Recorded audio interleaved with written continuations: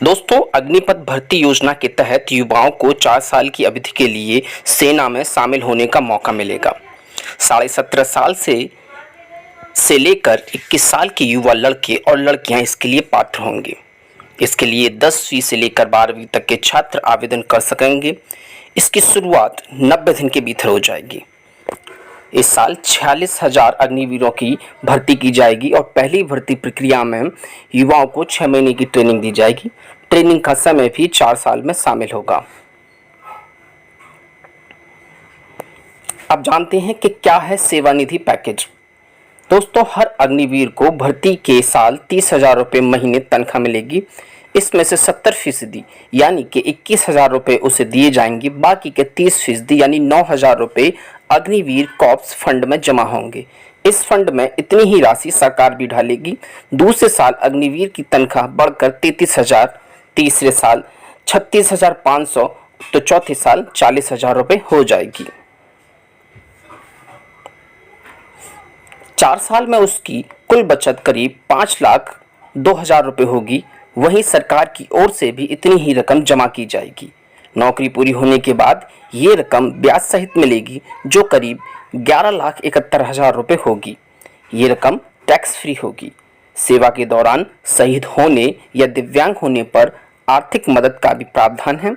अगर कोई अग्निवीर देश की सेवा के दौरान शहीद हो जाता है तो उसे सेवानिधि समेत 1 करोड़ से ज़्यादा की राशि ब्याज समेत दी जाएगी। इसके अलावा बची हुई नौकरी का वेतन भी दिया जाएगा। अगर कोई जवान ड्यूटी के दौरान डिसेबल यानी दिव्यांग हो जाता है तो उसे 44 लाख रुपए तक की धनराशि दी जाएगी और बची हुई नौकरी का वेतन भी दिया जाएगा। 4 साल की नौकरी के बाद युवाओं को सेवानिधि पैकेज दिया जाएगा, जो 11,71,000 रुपये का होगा। अब जानते हैं कि क्या इस योजना के बाद होने वाली सेना भर्ती बंद हो जाएगी। जी हाँ, नई योजना मौजूदा खुली भर्ती की जगह ही लाई गई है। अभी जनरल ड्यूटी के अलावा clerk, store keeper, tradesman, nursing assistant जैसे पदों के लिए खुली भर्ती होती है।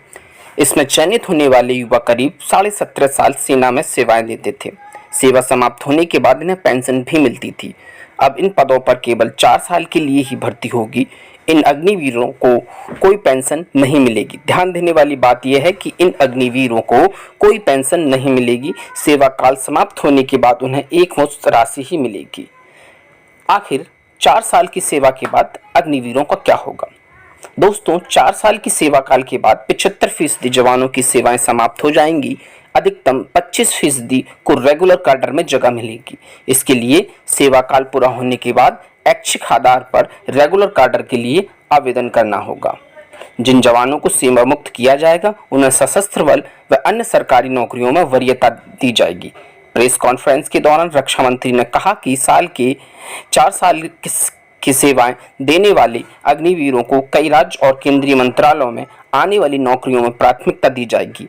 रक्षा मंत्री के ऐलान के बाद राज्यों की ओर से इस तरह की घोषणा भी होने लगी है। मध्य प्रदेश के मुख्यमंत्री शिवराज सिंह चौहान ने कहा है कि मध्य प्रदेश पुलिस में अग्निवीर जवानों की भर्ती को प्राथमिकता दी जाएगी। नई योजना के बाद सेना भर्ती में होने वाले सैनिकों के लिए क्या क्या बदलेगा, आइए जानते हैं। नई योजना में भर्ती की प्रक्रिया पहले की तरह ही होगी। चयनित होने के बाद 6 महीने की कठिन ट्रेनिंग होगी। इसके बाद तैनाती होगी। नई योजना से सेना में युवाओं को ज़्यादा से ज़्यादा मौका मिलेंगे। अभी सेना की औसत आयु 32 साल है। योजना लागू होने के अगले 6 से 7 साल में घटकर 24 से 26 साल पर हो जाएगी।